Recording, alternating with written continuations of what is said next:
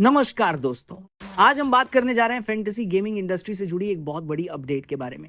Dream 11 जो इस field का सबसे बड़ा नाम है, उसने अब सरकार के नए कानून को कोर्ट में चुनौती ना देने का फैसला किया है। जी हाँ, ड्रीम 11 के को फाउंडर हर्ष जैन का बयान आ चुका है कि वे सरकार के खिलाफ हाईकोर्ट में कोई याचिका दायर नहीं करेंगे।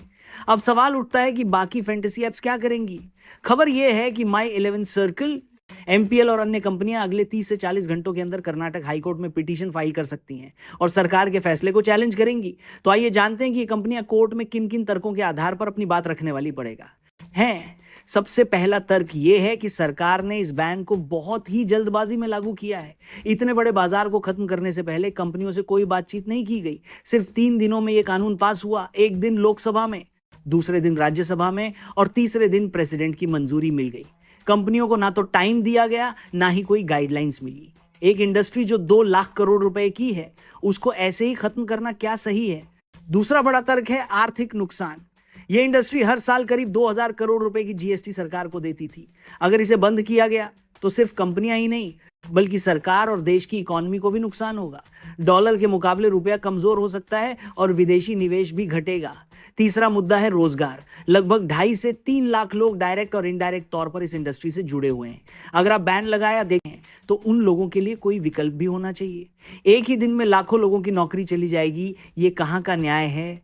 चौथा तर्क है कि इससे गैर कानूनी सट्टेबाजी को बढ़ावा मिलेगा। जब रेगुलेटेड फैंटेसी प्लेटफॉर्म्स बंद होंगे तो लोग लॉटरी, मटो और अनऑथराइज सट्टा वेबसाइट्स की तरफ रुख करेंगे। वहां ना तो कोई नियंत्रण होता है, ना ही कोई पारदर्शिता।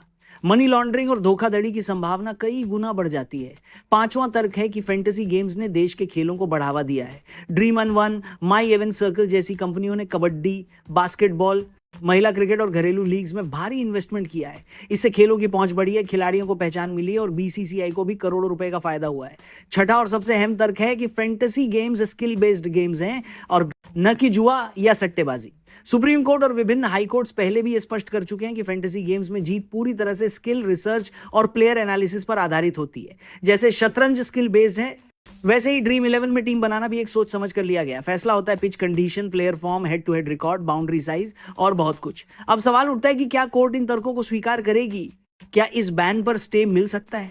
देखिए, ड्रीम 11 के पीछे हटने से थोड़ी निराशा जरूर हुई है, क्योंकि उनसे उम्मीद थी कि वे इस लड़ाई को लीड करेंगे। लेकिन अब बाकी कंपनियों के पास मौका है कि वो कानूनी तौर पर अपनी बात रखें और पूरे सेक्टर के लिए इंसाफ की मांग करें। संभावना है कि कोर्ट इस पर गंभीरता से विचार करे। हो सकता है कि कुछ शर्तों के साथ फैंटेसी गेम्स को दोबारा मंजूरी मिले या फिर एक नया रेगुलेटरी फ्रेमवर्क तैयार किया जाए। तो दोस्तों, अब बारी आपकी है। आपको क्या लगता है, इनमें से कौन सा तर्क कोर्ट को सबसे ज्यादा प्रभावित कर सकता है? क्या फैंटेसी एप्स की वापसी होगी? नीचे कमेंट में अपनी राय जरूर दीजिए और चैनल को सब्सक्राइब जरूर करें, क्योंकि अब इस चैनल पर भी हमारी वीडियो आती रहेगी। जय हिंद।